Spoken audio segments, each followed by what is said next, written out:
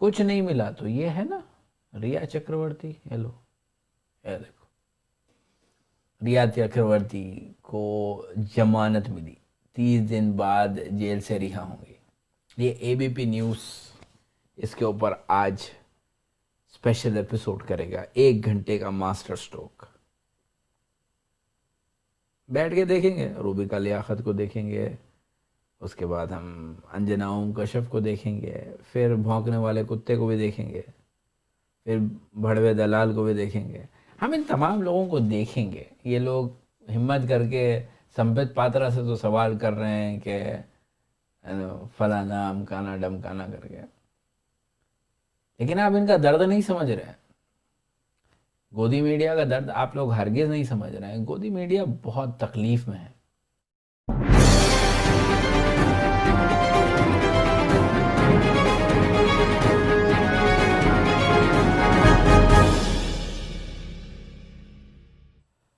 अस्सलामु अलैकुम वरहमतुल्लाहि वबरकातुहू।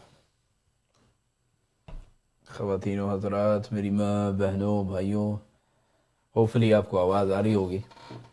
ये फेसबुक के ऊपर एक वीडियो देख रहा था, किसी ने बड़ी मेहनत करके वीडियो को इकट्ठा किया है। तो दिस इज़ रियली इंटरेस्टिंग। शर्मनाक देखो व्यूअर्स, ये खुला और नंगा नाच देखो इन नेताओं का। अमीश जी, आप गलत कर रहे हैं आज। Amish Devgan show some spine. आप थोड़ी हिम्मत दिखाइए अमीश देवगन। नहीं, मेरी हिम्मत की चिंता मत करिए। मैं तो नेताओं की हिम्मत का साथ देता हूँ जो रेप जैसे घिनौने अपराध पर भी को भी डिफेंड करते हैं आप जाकर। मैं तो नेताओं की हिम्मत की दाद देता हूँ। मेरी हिम्मत की बात ना करें। अमीश जी, आपके खिलाफ आज क्या ट्वीट हो रहा है आपको देखना चाहिए। वैसे जी बिल्कुल, मैं पढ़ लूंगा। ठाकुरों को, ब्राह्मणों को यहाँ पर रेपिस्ट कह दिया जाता है और अमीश देवगन के मुंह से आवाज तक नहीं निकलती। मेरे देखिए, मैंने तभी बोला, आवाज तक नहीं निकली। संबित पात्रा, आपने सुना नहीं मैंने क्या बोला? अब संबित पात्रा के साथ भिड़ गया गोदी मीडिया। बीजेपी सरकार पर अमीश देवगन ने लगाया आरोप तो बिलबिलाने लगे संबित पात्रा। जी हां, हाथरस की घटना ने गोदी मीडिया को भी सरकार के खिलाफ जाने पर मजबूर कर दिया। यूपी पुलिस और यूपी सरकार की असलियत अब हर किसी के सामने है। ऐसे में गोदी मीडिया भी पूरी तरह से बीजेपी के खिलाफ जाता हुआ दिख रहा है। ऐसे में अमीश देवगन, जिन्हें अक्सर पत्रकारिता नहीं चाटुकारिता करते हुए देखा जाता है, उन्होंने भी संबित पात्रा की डिबेट में धज्जियां उड़ा दी। तो वहीं संबित पात्रा भी अमीश देवगन को धमकाते रहे कि आज आप गलत कर रहे हैं अमीश देवगन। शर्मनाक देखो व्यूअर्स, ये खुला और नंगा नाच देखो इन नेताओं का। अगर राहुल गांधी और प्रियंका गांधी वाड्रा जा रहे थे तो आपकी सरकार को दिक्कत क्या थी? अगर वो हाथरस पहुंच जाते तो कौन सा तूफान खड़ा हो जाता? दूसरी बात, मैंने वो कह रहे कि मैं तो अकेला भी जाने को तैयार हूं। उन्होंने उस भीड़ में यह भी कहा, संबित पात्रा रुकिए, सवाल सुनिए संबित जी, सवाल सुनिए। उन्होंने इस भीड़ के अंदर यह भी कहा कि मैं अकेला जाने को भी तैयार हूं। वो बाइट हमारे कैमरा पे है, न्यूज़ 18 के कैमरा पे है, क्योंकि हमारी टीम पूरे समय राहुल गांधी के साथ थी। We were following Rahul Gandhi and Priyanka Gandhi.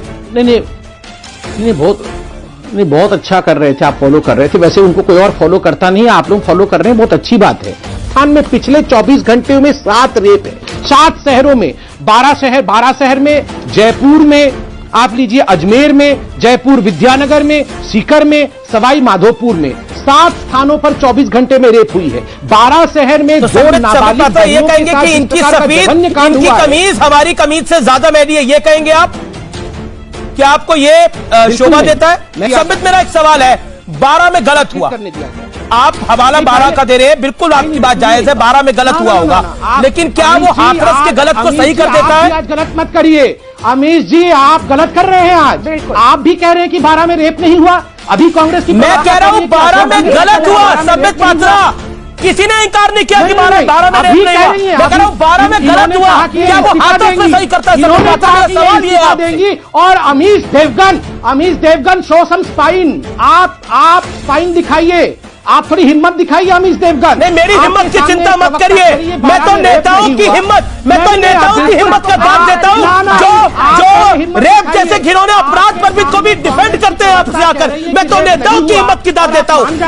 मेरी हिम्मत की बात ना करे। कांग्रेस से लेकर बीजेपी अमीश देवगन की हिम्मत मांगती है। मेरी हिम्मत इस देश की जनता है, मेरी हिम्मत मेरे व्यूअर्स है जो लाखों करोड़ों की तादाद में मुझे देखते हैं। मैं आपसे संबित पात्रा सवाल पूछता हूं, क्या 12 में जो गलत हुआ उससे हाथरस सही हो जाता है? संबित आपकी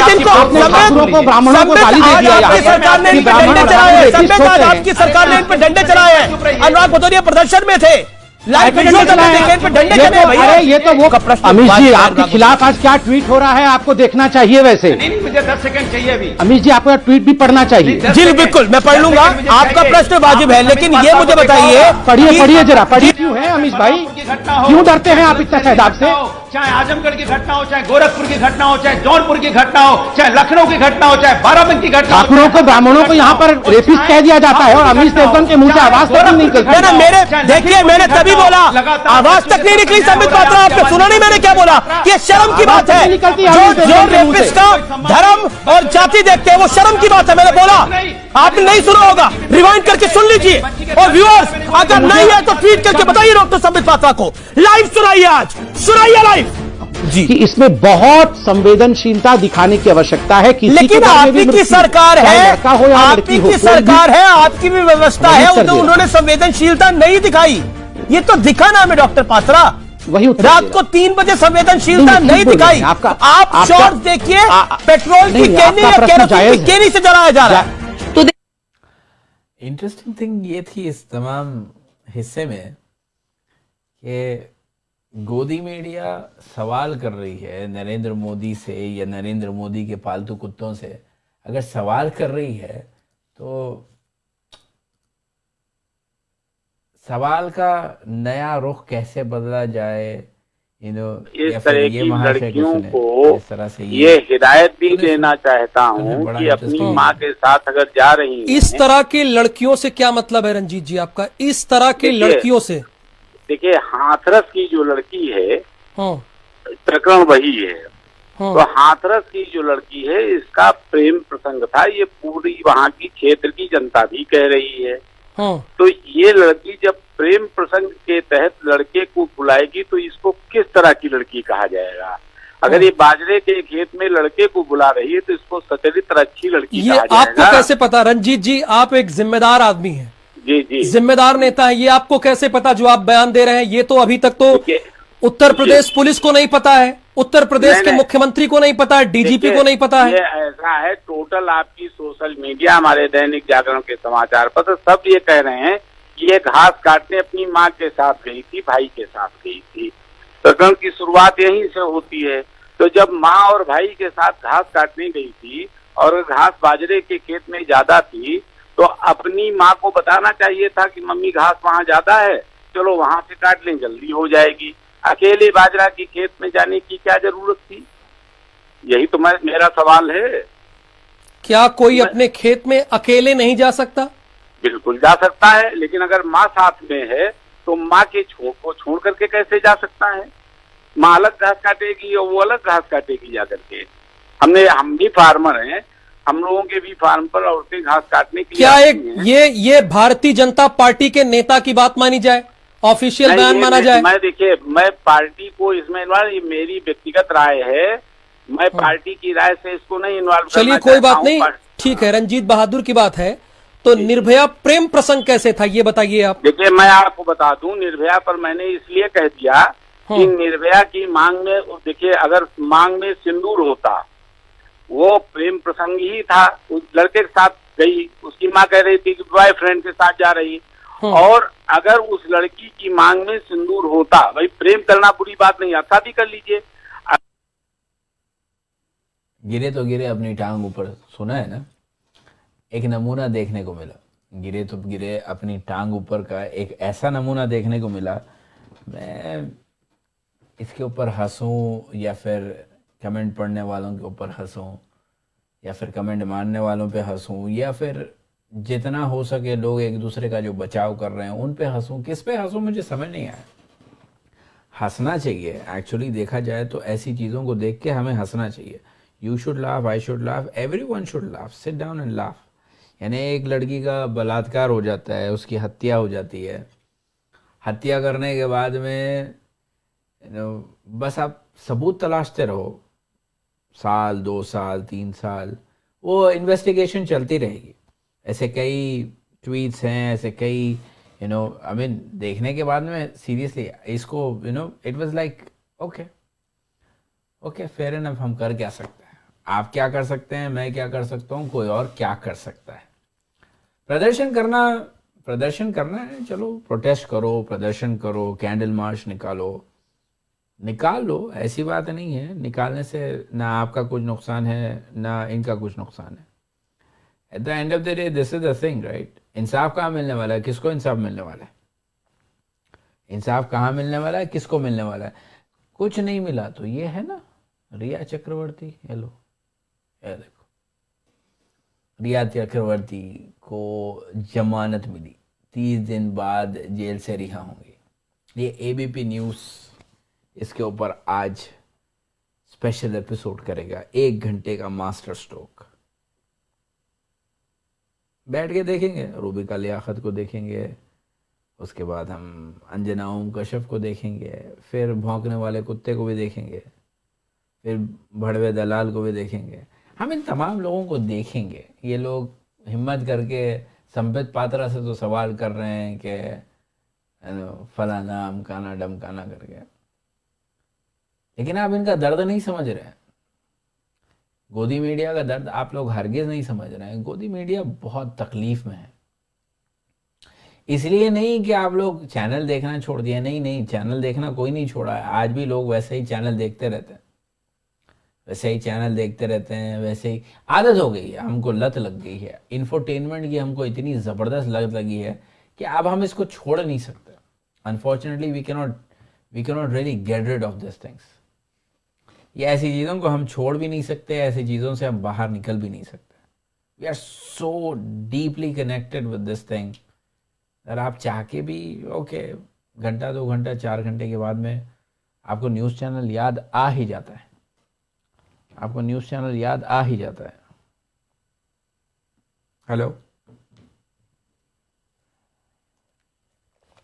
हेलो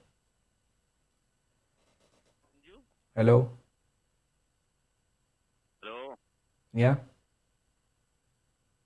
सैयद संजू, तुम्हारा नाम क्या है? क्या तुम्हारा नाम क्या है? तुम लाइव चल रहे हो, बोलो।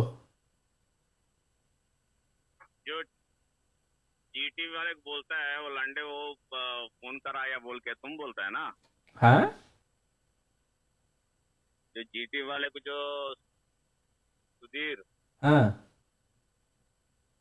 वो जो तुम बोलता है उसको फोन कराया, दूसरा कोई आदमी फोन करके धमकी देता है, तुम बोलता है वो झूठ है। हाँ झूठ है, और क्या है, कैसा झूठ है?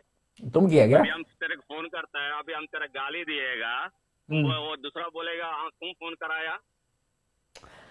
तो गाली देके क्या फायदा रे भाई मेरे को? हाँ, अरे भाई वही है ना सारा, तुम झूठ बोलता है ना, तुम आके गोदी मीडिया बोल के। तो गोदी मीडिया नहीं है वो? नहीं है वो सारा, जो वो दूसरा आदमी धमकी देता है ना।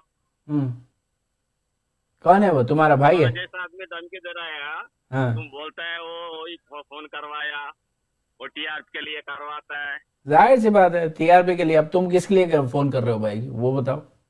हम बोलता है तुम ऐसा झूठ क्यों बोलता है आके? तो तुमने किया था वो फोन?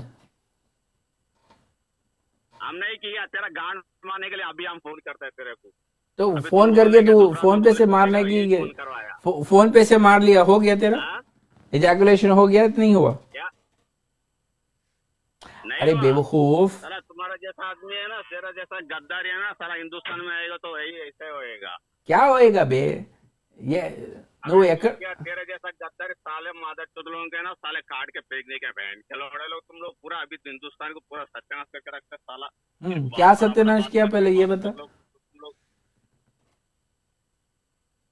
क्या सत्यानाश किया बेटा? तू कहाँ रहता है? तेरे घर के पीछे रहता हूँ। कहाँ सत्यानाश क्या हुआ पहले ये बता? किसने सत्यानाश किया? तुम लोगों जैसे गोबर गणेशों ने सत्यानाश किया है? अरे भाई तुम्हारे जैसा आदमी है ना, मेरे जैसा कैसा? जैसा पप्पू मादर चौथ का साथ राहुल गांधी मादर चौथ, वामपंथी मादर चौथ लोग है ना, देश को सत्यानाश करते हैं। क्या करा है सत्यानाश, पहले बता।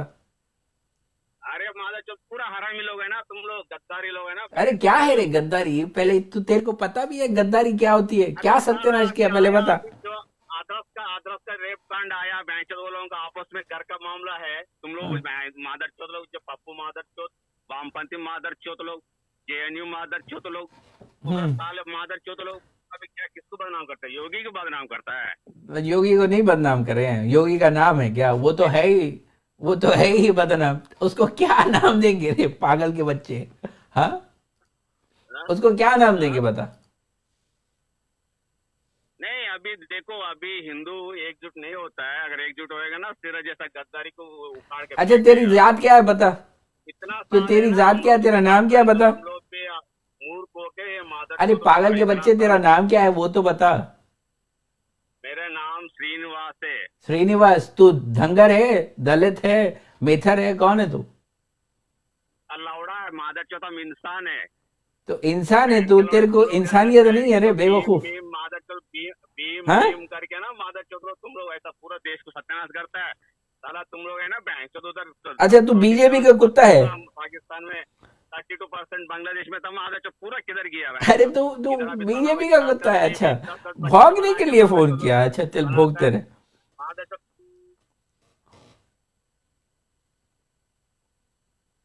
हाँ भाई, ये था कोई बीजेपी का कुत्ता, भौंकने के लिए फोन किया था। उसको यही नहीं पता कि गद्दारी है तो क्या है, उसको हिंदी बोलना नहीं आ रहा है और बातें बड़ी बड़ी होती है भाई। ऐसा होता है, देखो अनफॉर्चुनेटली दिस इज रियलिटी। उसको ये नहीं पता कि क्या हो रहा है, क्या नहीं हो रहा है, किधर हो रहा है, किधर नहीं हो रहा है। बस एक व्हाट्सएप के ऊपर फॉरवर्ड आएगा, उसको देख लेगा। उसको ना हिंदी पूरी तरह से समझ में आ रही है, ना इंग्लिश पूरी तरह से समझ में आ रही है। बस भाई कान में लगा दिया है ये गोदी मीडिया जो तुम लोग दिन भर में देखते हो ना। लेकिन ईवीएम से बनी हुई सरकार, इनको वोट की कदर नहीं है, इनको वोट की ज़रूरत नहीं है। भाई आप जाके वोट तो डालोगे ना, आज नहीं 4 साल के बाद में चुनाव है, कोई मसला नहीं, लेकिन वोट डालने के लिए जाओगे ना आप, यू विल गो। आप वोट डालने के लिए जाओगे, आप वोट डालोगे भी। जब आप वोट डालोगे तो वोट तो आपको वही ईवीएम के ऊपर ही दबाना है ना, ईवीएम पे ही बटन दबाएंगे आप। तो ईवीएम पे दबाया हुआ बटन आप ईवीएम पे दबाओ, ठीक है, फेयर एनफ। नोटा को दबाओ, विपक्ष को दबाओ, किसी को भी दबाओ। भारतीय जनता पार्टी डिसाइड करेगी अच्छा ये 500 ईवीएम लगी हुई हैं, 500 ईवीएम में से 300 ईवीएम में 60% वोट अपने आप को डालो। ऐसे अभी जो ये अभी भौंकने वाला कुत्ता फोन किया था ना, ये भौंकने वाले कुत्ते के जैसे बहुत सारे होंगे जो सही गलत नहीं जानते हैं, बस ये जानते हैं कि भारतीय जनता पार्टी को जिताना है। तो वैसे लोग निकलेंगे, निकल के डालेंगे। 10-20% वैसे भी हैं हराम के पिल्ले, जो कि भक्ति नहीं है इनमें, अंधभक्ति है। इनको पता ही नहीं क्या है क्या नहीं, बस आ गया व्हाट्सएप का फॉरवर्ड, समझ लिया, निम हकीम खतरे जान। आधा सुनेगा नहीं, पूरा समझ लेगा। जाते जाते एक छोटा सा चुटकुला है, ये सलोनी गौर का। Salman was so happy. Let me know your charges so that I can proceed the payment. 302 छीन के लेंगे, 302। चिल्ला क्यों रहे हो भाई? दे देंगे। ये हमारी चैनल की आवाज। 302। पैसे तो अब मैं दूंगी, लेकिन 250, 50 तेरी ओवर एक्टिंग की काटूंगी मैं।